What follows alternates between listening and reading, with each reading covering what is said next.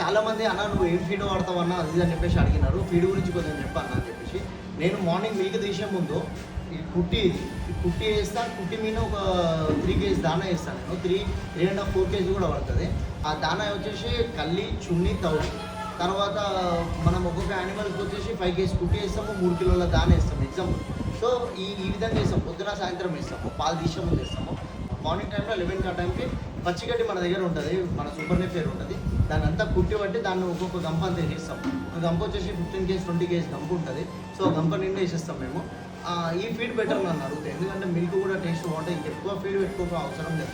కొంతమంది విలేజ్లలో బూత్లలో వస్తున్నాం మనము, వాళ్ళకి ఫ్యాట్ ఎక్కువ రావాలంటే ఏ దానాలంటే నువ్వు 100 దానాలు వాడినా నీకు ₹1 ఎక్స్ట్రా ఏమి ఇవ్వాలి. ఆ మిషన్ సెట్టింగ్ ఉంటుందో ఏం సెట్టింగ్ ఉంటుందో ఫ్యాట్ చాలా తక్కువ వస్తుంది. సో మీరు అట్లా వాడి కూడా లాస్ అవుతారు. ఈ యొక్క ఫీడ్ ఇది ఒక్కటి చాలు, కల్లి, చున్ని, తౌడు ఈ 3 వాడతానేమో. ఈ 3 బెటర్. ఏం కూర్చో ఉంటే లైట్గా మీ దగ్గర వెళ్ళి తగ్గుతాయి ఎప్పుడైనా తిననప్పుడు.